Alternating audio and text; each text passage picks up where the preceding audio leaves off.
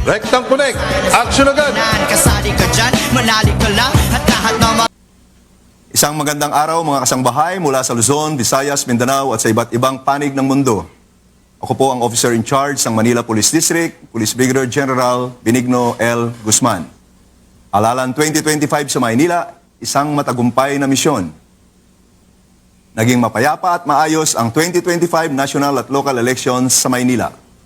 Ang lungsod ay mayroong mahigit 1 milyon na rehistradong botante na nagmula sa 896 na barangay na bumoto sa 94 na polling centers.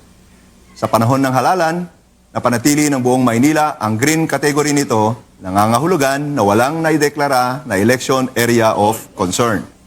Mahigit 3,476 PNP personnel ang naideploy sa buong kabisera ng bansa.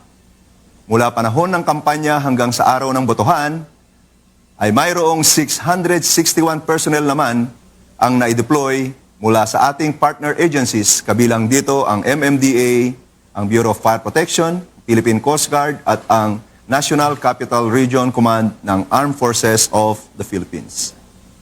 Bilang officer in charge ng MPD, personal ko pong binisita at nagsagawa tayo ng inspeksyon sa mga polling precincts at maging sa mga police community precincts sa buong Maynila.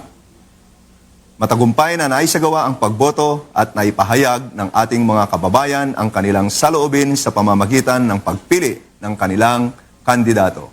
Sa kabuuan ng panahon ng halalan, nagsagawa ang MPD ng 3,488 checkpoint operations na kung saan 458 ang naitalang na huling lumabag sa gun ban at umabot naman sa 464 na baril ang nakumpiska at meron din po tayong naitalang 7 na lumabag sa liquor ban. Ayos ha. Samantala, walang naitalang major election-related incidents. Sa pangkahalatan, ang halalan sa Maynila ay naging mapayapa, maayos at matagumpay. Ito ay dahil ginampanan ng ating mga pulis Maynila ang kanilang tungkulin ng buong husay at dedikasyon. Sa kasalukuyan, nakatutok ang MPD sa pagpapanatili ng kaayusan, pagbibigay ng seguridad at pangangalaga sa kapakanan ng mamamayan, particularly ang mga Manileño.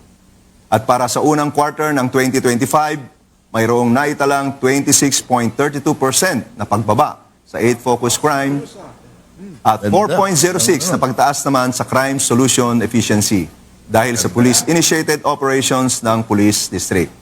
Particular ang pagpapatupad ng special laws, ang campaign against illegal drugs, illegal gambling at loose firearms.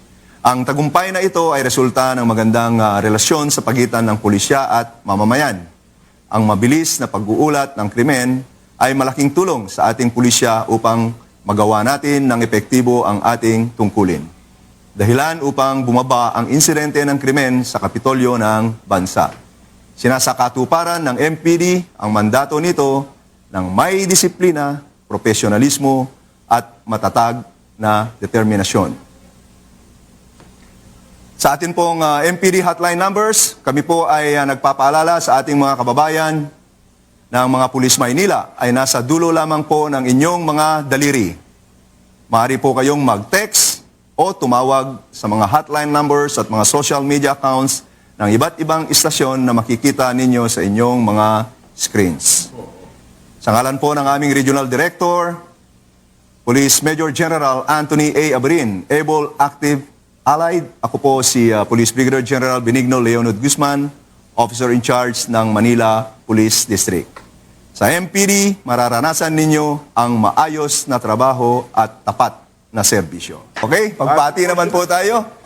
Aking binabati ang lahat ng kapulisan sa buong Pilipinas, sa Luzon, Visayas at Mindanao. Again, congratulations sa atin lahat sa successful na safety and security coverage natin sa national and local elections 2025.